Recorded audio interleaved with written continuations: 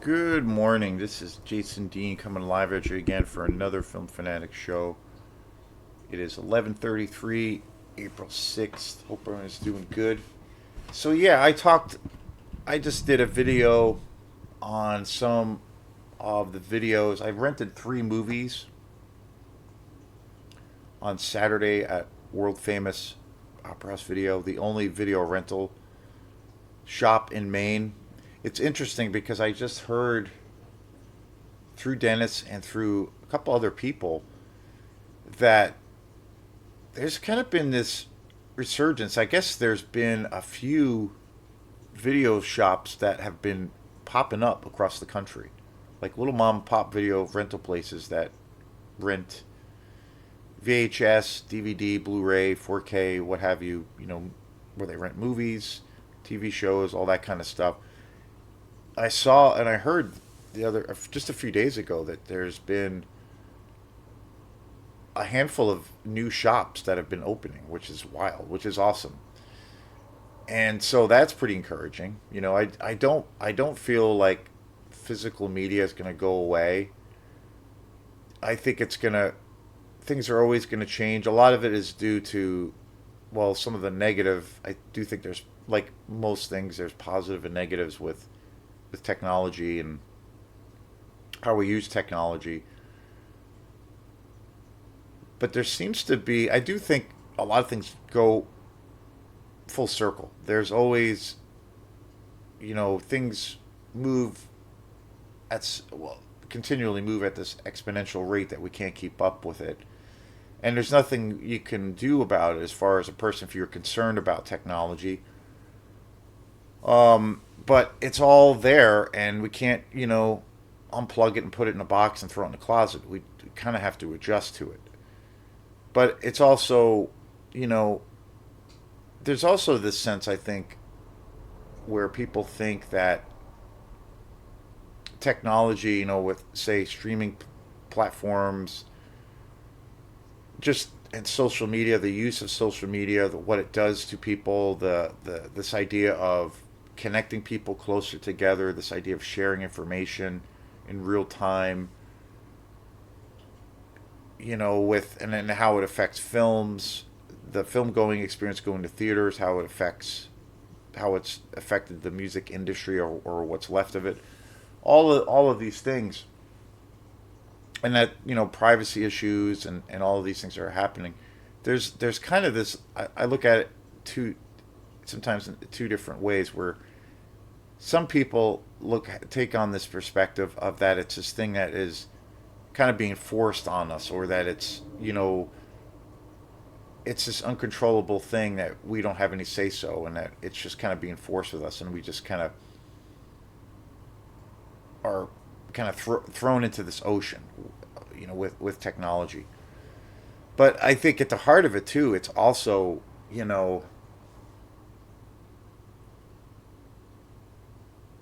it's all consumer driven, and I think the reason that any of these things are available, I mean, AI is one of the biggest things, is because of, there's breakthroughs in science, breakthroughs with technology continually, and things are moving at such a rapid rate that it's astounding. But it's really because of a demand for it, and so people are, to a capacity, are in control of that, and to what to where, however they interact with social media or technology. So I think there's two there's two perspectives on it, and I sometimes think that people, you can't we can't, if we are against certain things with technology and the dangers of it, which I definitely believe. I have that pretty strong view when it comes to, like, AI technology. But it's all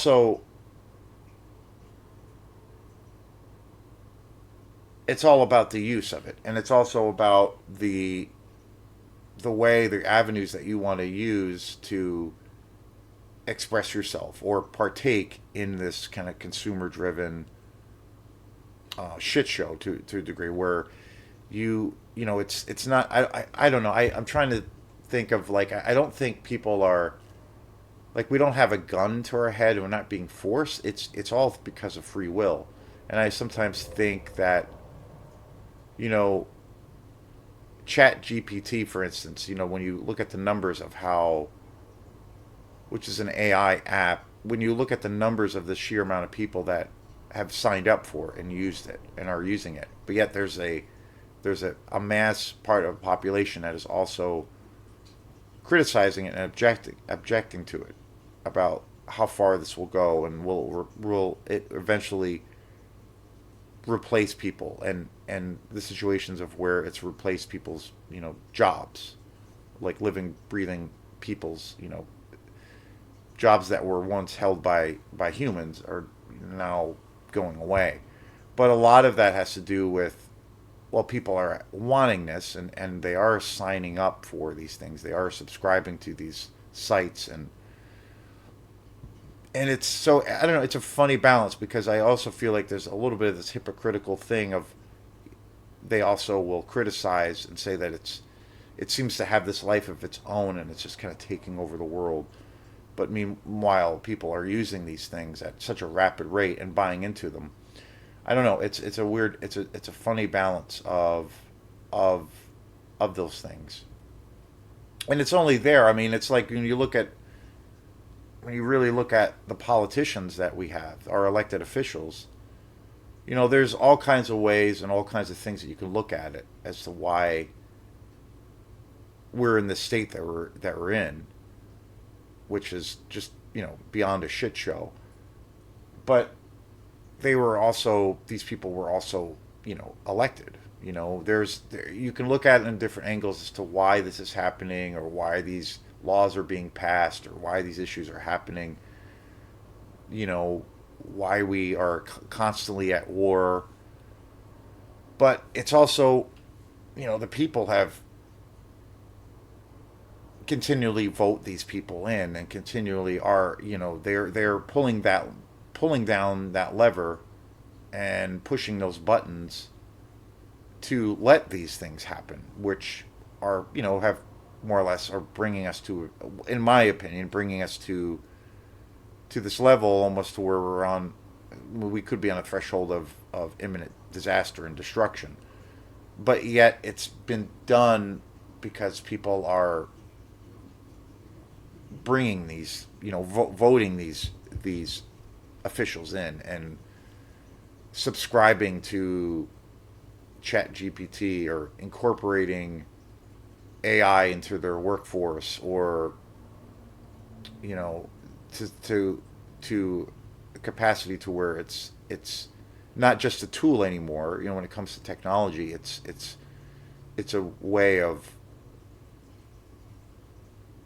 expressing those things and to communicate ideas.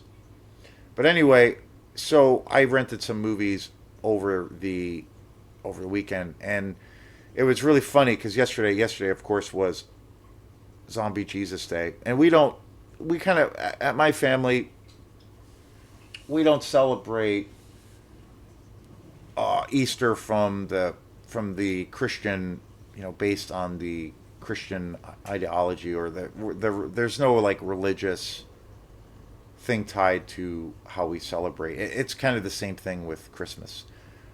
Always love the aspects of when you get together with your family, friends, your loved ones. You eat a lot of good food.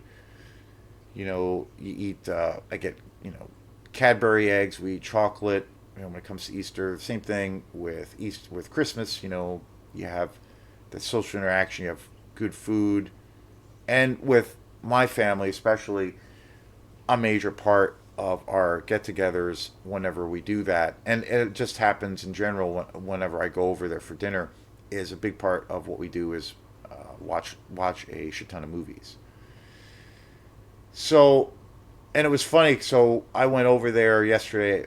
I had a little bit. I had early in the day. I had a rehearsal with a couple of folks I had just met, and I went to. We had talked about, just for the hell of it, kind of getting together and jamming, and we had a pretty good time. And then after that, I left, and then went to my folks for dinner, for Easter dinner, and it's a subject that I have always been interested in ever since I was a kid. But I've always been interested, you know, in stories about the paranormal, ghost stories, stories involving, the Loch Ness monster, Bigfoot, uh, way into the whole UFO phenomenon. Just always been enamored by all of those kinds of tales. And a lot of that comes from, obviously, like as a kid being, you know, getting exposed to horror. All of that stuff is kind of all related to it. Paranormal activity and just all of those things are all like tied into it. And so I've always had love. I've always had a real deep interest and fascination with UFOs, and especially now with all of these kinds of new things that have been coming out, which have been just um, staggering and kind of mind blowing. But it's such a weird time because, you know, of all of the things going on at once in this world, which are crazy, completely crazy, but we're on the precipice of, I think, knowing the truth when it comes to UFOs. And it doesn't seem, because of this weird climate we're living in, which is like this infomercial kind of reality, this kind of weird dystopian infomercial reality. It seems like most people don't really care about these new things and stories that are coming out around UFOs. All of the testimony that's been going on, with Congress, in Washington, and all of these whistleblowers, all of these people that have been coming out, and even the release of documents. I mean, and it's kind of understandable that people are being pulled because there's so many things happening at once that it's not really, I don't know, it just doesn't resonate, or it's not really connecting with people. But anyway, I've been really reading a lot of interviews. I've been watching lots of podcasts. It's again coverage, the whole UFO story and everything tied to it. I've always been fascinated with it since I was a kid, and I, got in this big discussion with my mom and dad about UFOs. It was really funny. We talked for like 2 or 3 hours just about UFOs, and the way it started was I've been watching these interviews with Bob Lazar, who is fascinating stuff.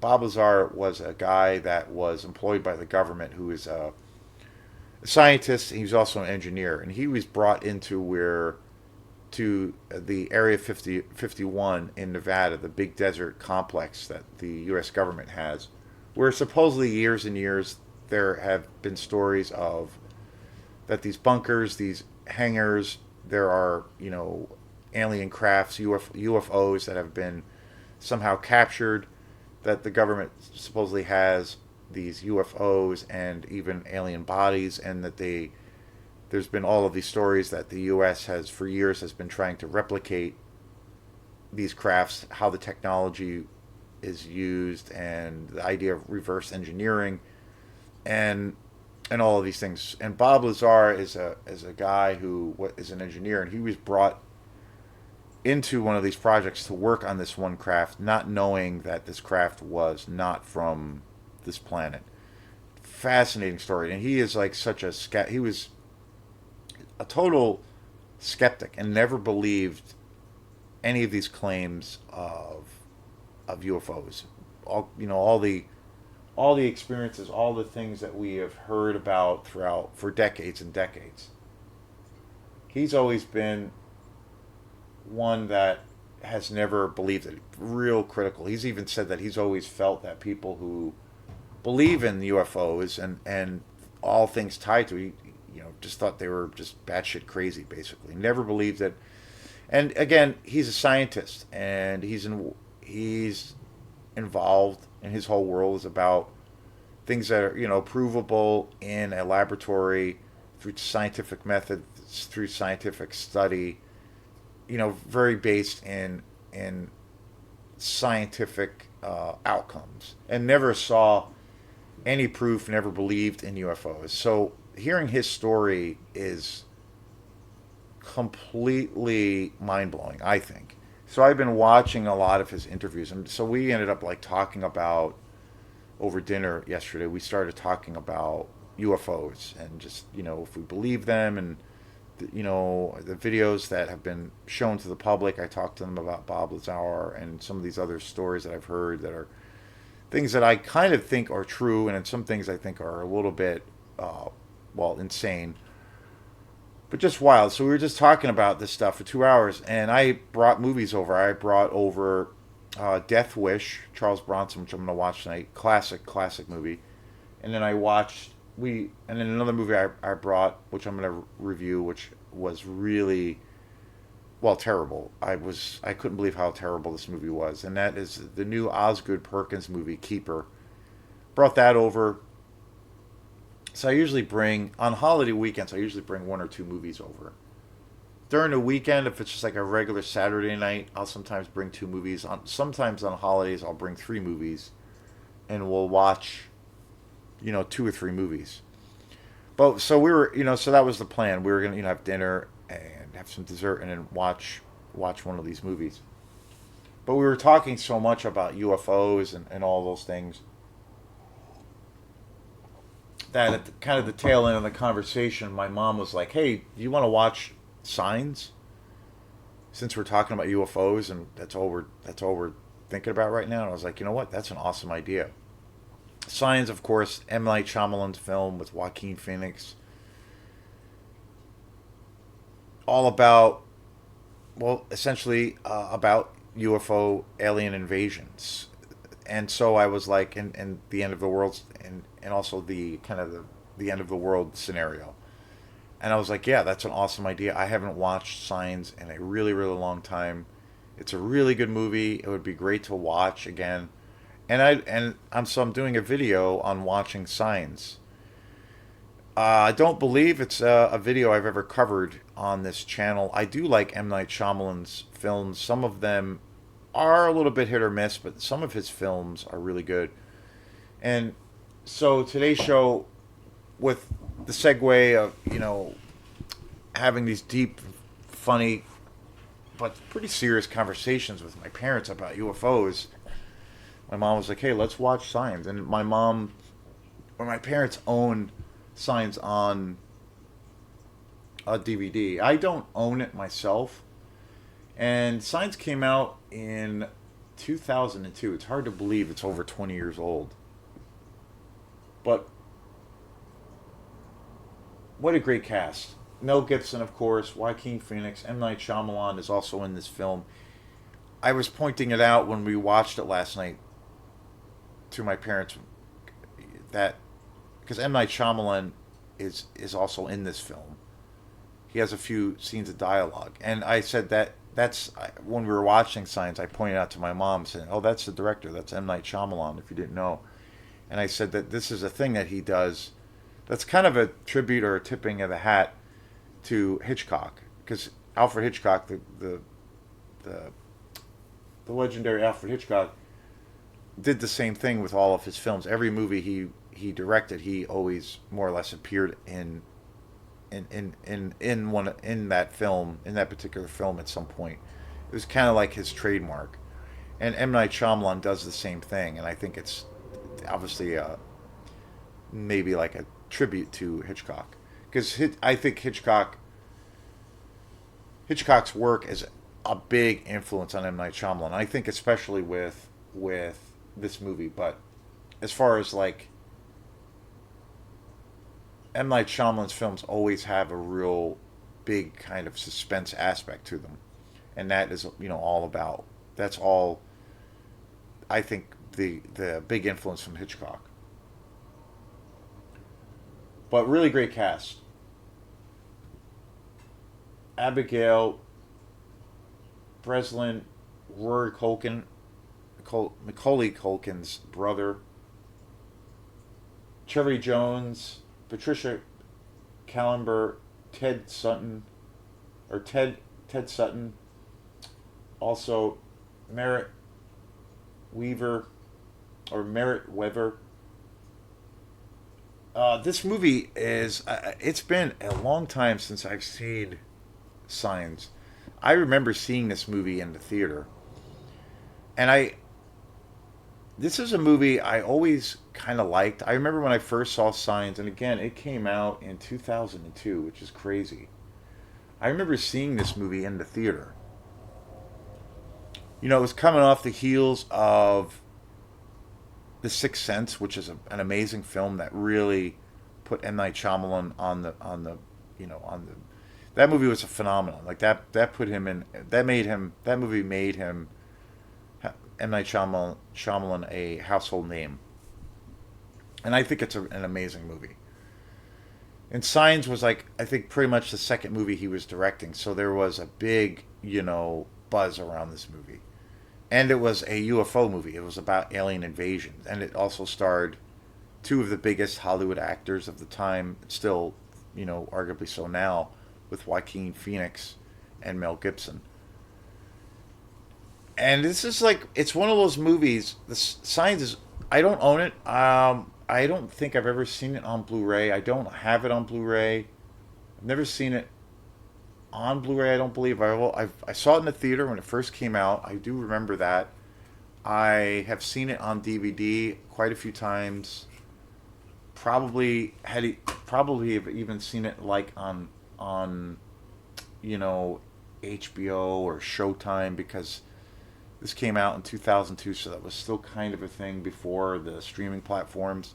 So I had seen this movie quite a few times, and I remember my first reaction to Signs was I liked it. I thought it was pretty good, but I have to say, watching it last night, and it kind of brought back memories of other experiences that I had of watching Signs. This is one of those movies I think that each time I've seen it, I love it more and more.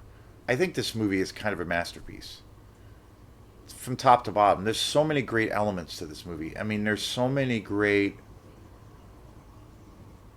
Every aspect of this movie, I think, is kind of like perfection. It's such a great movie, and we watched it on my parents' own Signs on DVD. I would definitely love to get an upgrade and get this on Blu-ray, without a doubt, because it's such a visual movie and it's so beautifully shot.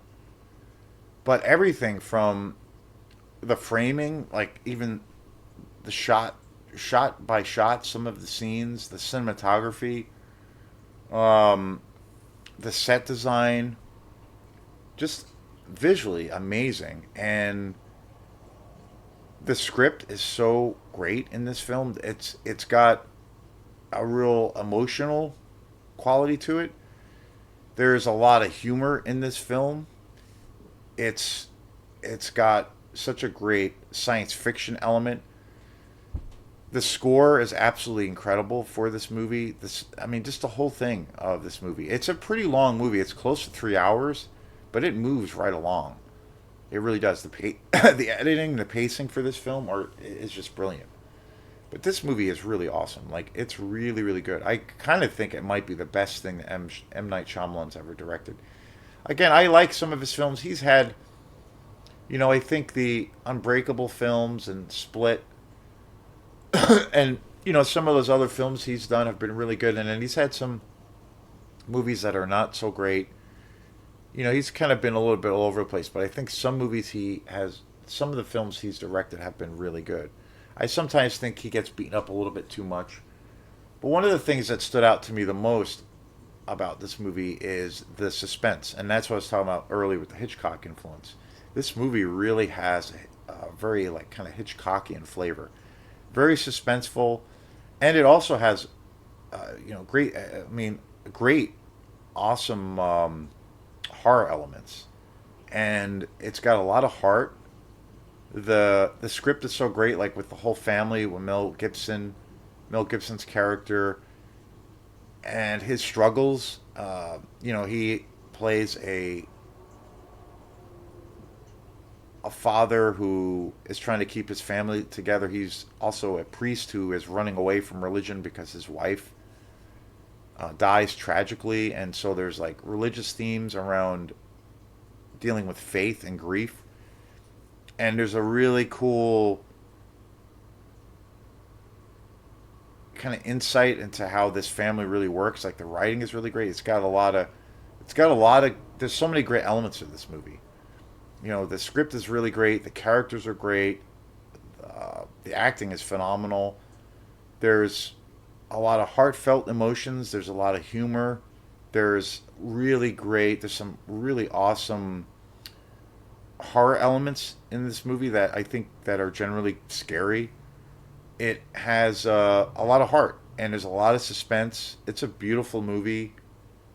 It's got so many aspects to it. It's kind of like a perfect movie. I mean, it really does. It kind of reminds me of like Jaws or something where it's just got a lot of heart and but it's got all of the boxes checked as far as like a movie that will be loved or remembered forever and to a degree could be a movie or is a movie that influences a lot of other further filmmakers. I've seen that happen.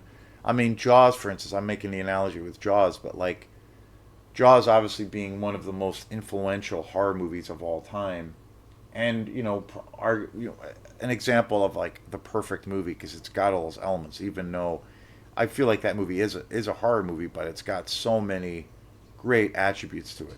Just great writing and iconic music, beautiful cinematography, a lot of great suspense. It's a scary film as well, but there's a lot of emotion behind it. It is a kind of a drama, a lot of great dramatic elements, a lot of great comedic elements. It's a good human story. It's just got so much stuff, and I feel like Signs is exactly that. And I've heard Jaws referenced as like an example of like a perfect movie. And I do feel like Signs is like that. I mean, Signs is kind of like a perfect movie. I mean, it's so well done. I do think it's a movie that kids can watch. I also think it's really a great film for adults. Like it's it's got some real depth to it and it's entertaining. It's a really fun movie. It's scary, and if you're a fan of what the topic of what brought us to watching this movie, due to my mom's suggestion about UFOs, this movie totally delivers about that subject. This because essentially it's about this family coming, in the world coming to this realization that they are being invaded by aliens, and what do they do? And that these aliens appear to be very hostile. And what does a family do? What do they hold? Like, what? How do they save themselves? Their relation. This is something that is could be the end of the world. It's an end of the world scenario.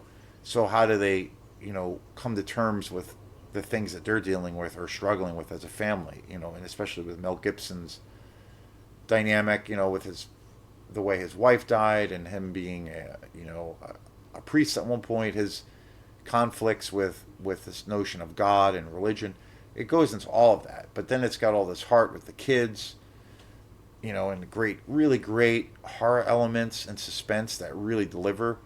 Kind of like really good, if you will, jump scares that are actually really good and really kind of scary. We don't see the alien creatures until the very, very end, but we see these little glimpses of these aliens that are really terrifying. It's a really good movie. It's such an awesome movie, and it's been it's been a few years since I've seen it. When I think about it, because I don't own it, and I do think that Signs is one of those movies that just gets better with age. I mean, it's a great science fiction movie, and big time. I'd say that, like again, I think this movie has such a huge Hitchcock influence. Huge. I think, in general, it's safe to say M. Night Shyamalan is a huge, in general, for all of his most of his films, very much influenced by Hitchcock. As far as that level of suspense and that kind of to a degree like a slow burn pace, but like getting you to that place of where you're pulled in, creating this tension and just like slowly putting air into that tension bubble or balloon more and more to where it just has you hooked. And this movie and Signs does that very thing um, perfectly. I think it's a killer movie. Definitely would love to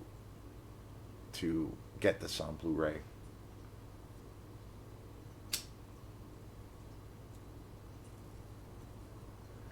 And I loved the way we or I loved how we arrived to this place of through my mom's suggestion of, hey, why don't we watch the Signs, because we were talking about UFOs and I was talking about Bob Lazar and all these crazy things I've been listening to around UAPs and all of the things that have been coming out through the government and watching these testimonies on whistleblowers, people, really high ranking officials coming forward with things that they've seen, and they're slowly being, you know, uh, the situation where documents have been, in regards to the UFO phenomena, have been slowly, getting released to the public and all these things. So, pretty wild. It was a really cool, I don't know, headspace to be in to watch Signs, and it just made it more exciting. So, yeah, really fucking awesome movie. I mean, really good. So I think it's definitely one of those movies, and I've had that happen to me a lot with certain films where some movies I just enjoy more and more over the years, and I think Signs is one of those movies. Like I every time I see it, and I probably have seen it maybe 5 or 6 times. Every time I see it, I enjoy it more and more, and I do get different things out of it each time. And it had been a few years, but fucking awesome movie. Thanks again. Peace.